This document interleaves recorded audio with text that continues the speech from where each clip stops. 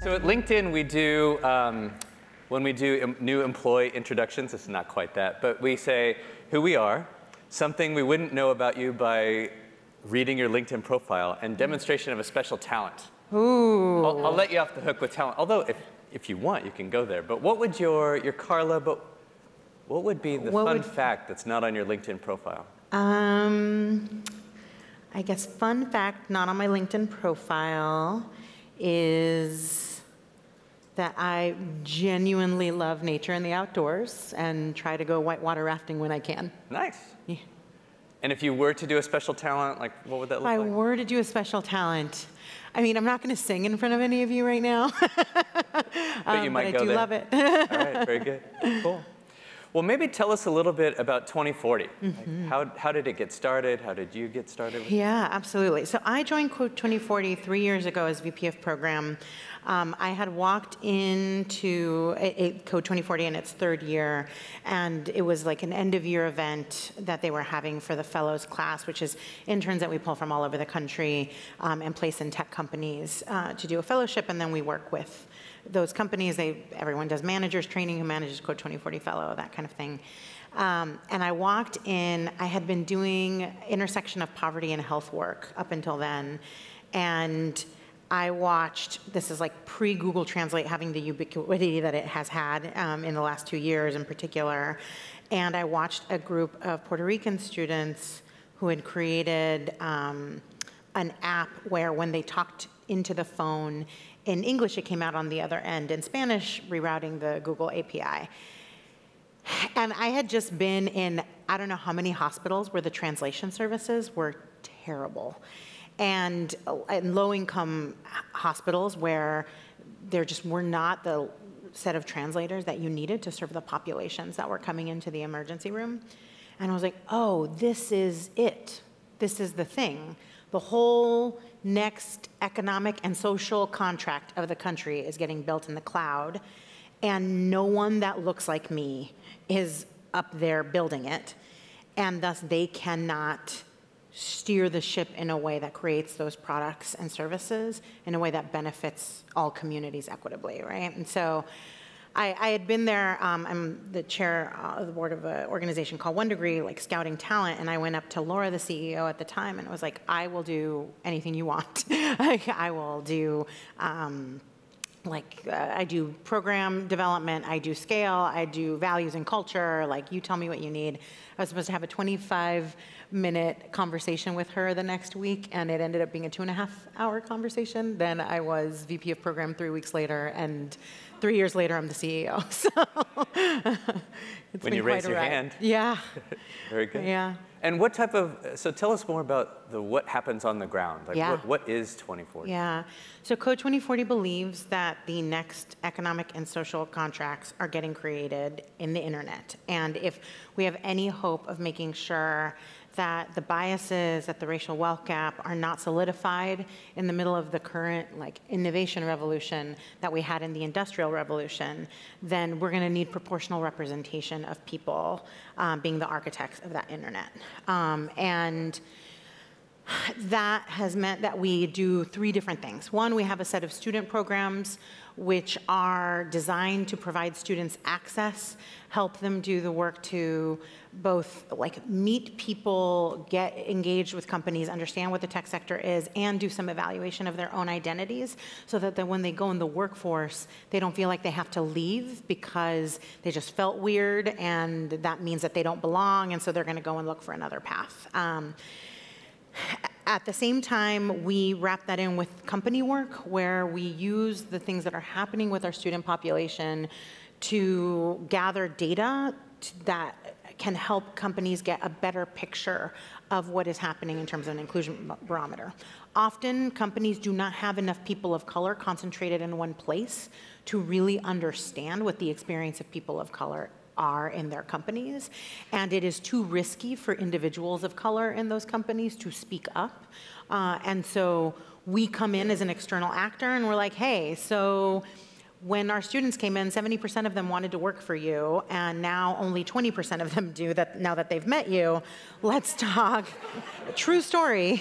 So let's talk about the things that happened and the qualitative data that we gathered from their experience that let you know what's happening. So they talked about the fact that people looked at them like zoo animals when they walked through the cafeteria.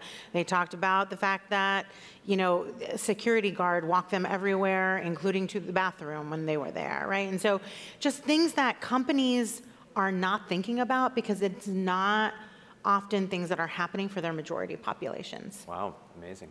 And then the last thing is that we take all of the people, we do training with companies, conversations and coaching with companies, and we take all the people that got very excited both in the student programs and the company programs, and we put them in our community mobilization department and really help with the skills for people to be able to do work within their companies and in the ecosystem generally. Got it. And could you talk about why tech, right? Yeah. I know you talk about power systems and how things all work together. Yeah. Why is tech the place you're focusing? Yeah. So, you know, in the software eats the world ethos, right? You're going to have a future that is determined by the systems that tech is setting up right now. And I mean, you can already start to see it, right? You've got, you know, when the Google Photos example, when black folks were being labeled as gorillas, can you imagine the impact on a 10-year-old black girl that discovers that, right? Or the technology that has meant that black folks, sometimes when they put their hands underneath the soap dispenser, soap doesn't come out because it doesn't identify their skin color, right? Imagine going to a job interview and having that be the experience you have right before you go into the job interview, right? I just read a study about what happens if AI starts scraping data and helping with restaurant reviews, and how Mexican restaurants would be proportionally impacted because Mexican is always tied to a legal and gang member on the internet, and so then their reviews would get tagged lower. Imagine you are the mom and pop shop that is trying to get off the ground and your reviews are lower than everyone else, not because of the quality of the food that you put out, but because AI did not factor you in. I had a hedge fund manager actually in New York tell me that AI is not machine learning, it's machine pattern matching. And who is creating the patterns really, really matters. And those, while terrible things, are small things, but what happens when, like, an automated car cannot recognize black skin, right? There are a number, I mean, you have seen two big impacts to the economy, which is like the shock economy, and so with ad revenues, and you've seen the gig economy pop up as consequences within the economy of the tech industry. And those have had disproportionate impacts on Black and Latinx communities. And no one at the table thought to think through what it looked like all the way down the line, right? So the need for equity becomes really important because we are just not represented at the table. Makes sense. So that's at kind of the societal level. You laid out some huge examples. At the personal level, so tell me about, you know, if it's a 17-year-old kid or a college student, you know, that you're supporting, what does that mean if you get them on one path versus another? What does it mean for them? What does it mean for their extended family? Yeah. So often when we've had students that we've placed at tech companies, just because of the racial wealth gap in America, that means a good 60% of our students are making more money in a summer than their parents have made in their entire year, right? Because of the salaries that all y'all wonderfully bring in, right?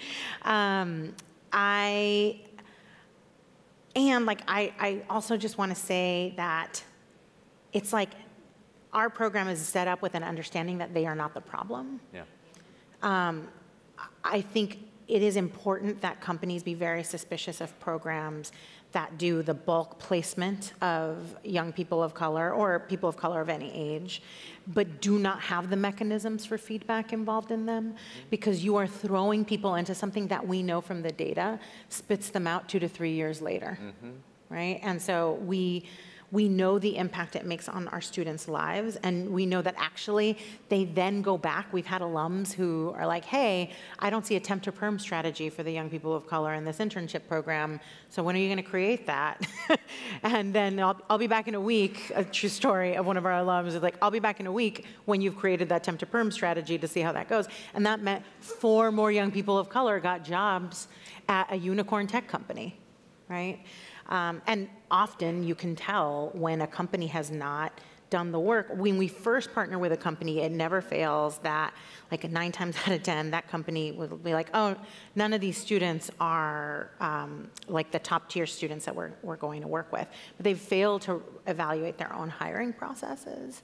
And because of that, once we're 2 to 3 years down the line, they've hired a slew of full-time direct reports from us. And like, these are the best employees that we have. But the lack of awareness about the fact that the systems at the company level were broken and taking out talent is the biggest barrier to entry for them. So I know when I talk to a lot of, let's face it, white or non, managers, like they want to help, they want to do something, but often it's just like, I just don't know what to do. Yeah. Like what do you tell me? What do you tell those managers who desperately want to help, but they just have no clue what to do? Yeah. So there are a few things. One, you want to get data. Like, people treat this as a feelings problem, and it's a operations, management, behavior, and analysis problem, right? And if you treat it exclusively like a feelings problem, all you are going to do is, for years on end, make more people try to make more people at your company more and more comfortable with the thought of people of color coming in the door. And as a company, like I would say for managers in particular, executives, they've got to set goals that give a direction for where people are going to go. And I actually think some of the goals that have been set are not great. Like, I think it's one thing to set a goal of like, oh, we're going to have a percentage lift of this population. But another is like, actually, with all of the people that are hired here this year, this is the percentage of people of color that we're reaching for. This is the percentage of women of color specifically. This is the percentage of white women specifically. And so like just getting really smart about the data piece of this. And what is the NPS score for like the exit interviews for employees of color, right? Like there are lots of different things that can nuance the conversation around this. So one is about data. 2, evaluate your systems and processes. So if you are a hiring manager or you are participating in an interview process, do not be satisfied with a label like, oh, we're getting top tier talent, so we're going to go get Stanford students or Harvard students or MIT students. Stanford is not a skill, right? Amazingly enough. This is not a knock on Stanford. I've got many alums from there in their program, but it is not a skill. So what is the skill that you're actually looking for? And as we've brought together like high-ranking engineers from all across, we have what we call our Tech Justice League. So it's 9 engineers from different unicorn companies around the Valley. And we've brought them together. It's been amazing to us to see that they had no idea actually what skills they really needed in their entry-level candidate. That varied not just from company to company or team to team, but person to person, right? So you've got to create some real, you actually do have to create the bar. This is not about lowering the bar, it's about creating it, right, in the first place. And I think you also, even when you are interviewing white folks, you have to be looking at their appetite for an inclusive workforce. Code 2040 gets its name because by the decade 2040, there are going to be more Black and Latinx people in the country than anything else, right? And also, we have an exploding tech industry that's going to have 1.4 million new jobs by the time we hit 2020, and 70% of those jobs are going to be unfilled. Do you see how hard it already is for you to fill your jobs? Like, you cannot afford to keep my community out. Like, you cannot afford, this is our community, right? It's like our tech industry. And so that means, like, how do you start to help ask questions of white folks that help them be thoughtful about their experiences with this, and set the tone for how you are going to be as a colleague and a manager when you enter the workforce in the first place. Makes sense.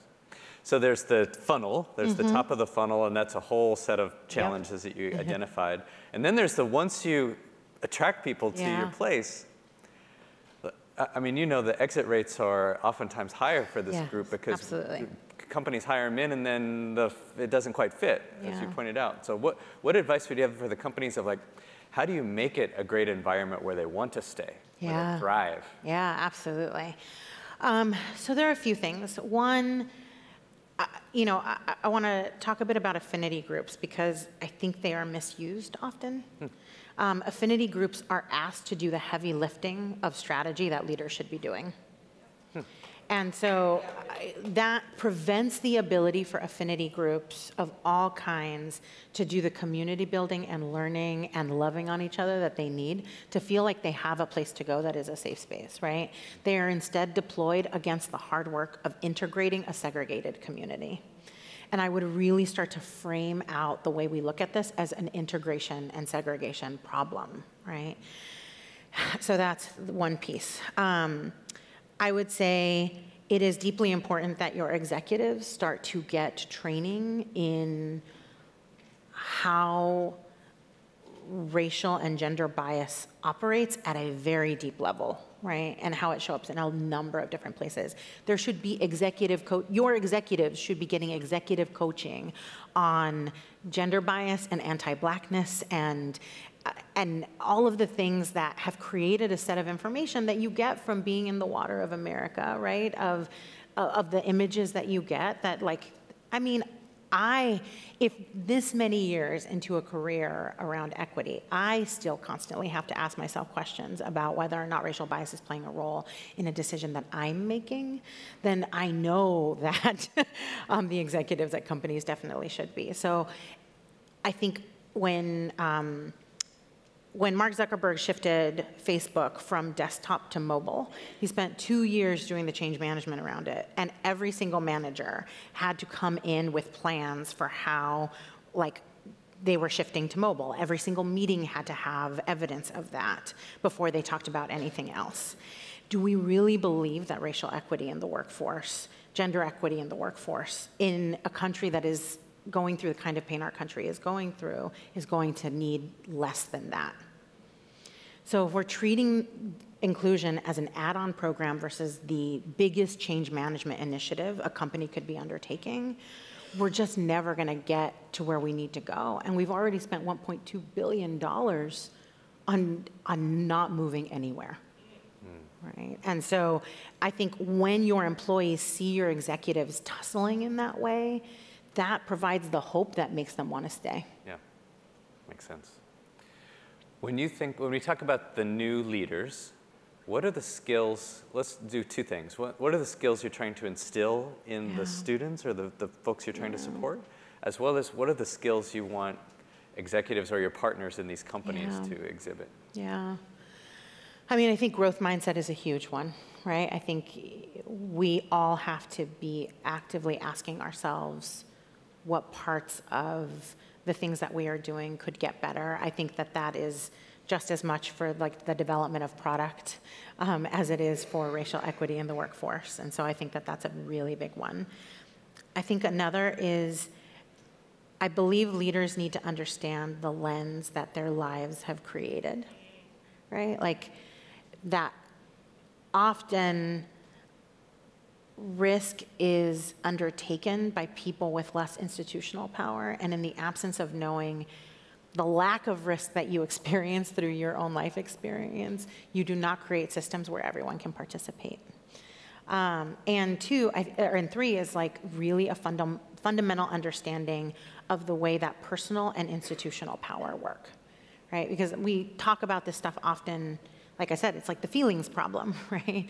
And we are talking about the flow of data, of capital, of economic capital and social capital. And we have to understand how we create those systems in a way that is more robust than what we currently do. Sure.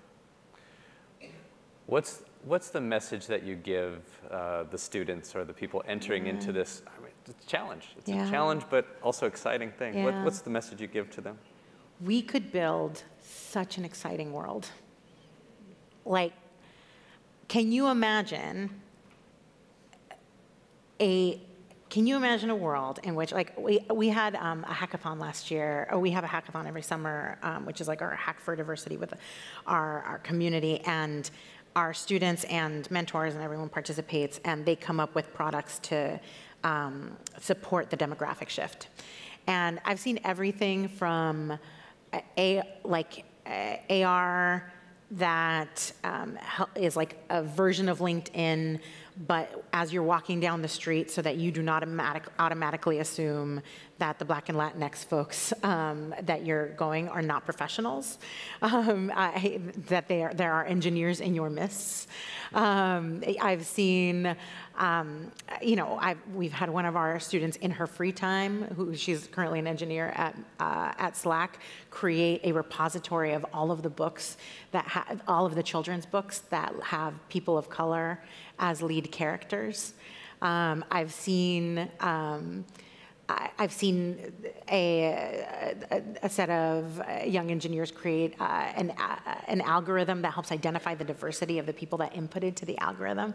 There's just 100 possibilities for the way that the world could work in a more equitable place. And we do not have to be taking advantage of some people for the pie to get bigger, right? And like, this is about growing the pie together. Like, no one is coming for anyone's job, right? This pie gets bigger exponentially as more people participate in it. And we could live in a world that really just assesses the equity of that pie and how best to create a country, how best to create a world. And that's the opportunity in front of us. And that opportunity is the biggest economic opportunity that we've seen in a generation. And we are not taking advantage of it right now. That's a beautiful place to start. Start and stop. Yeah. So thank you so much for the work that you're doing, and thanks for sharing your story. Thank you.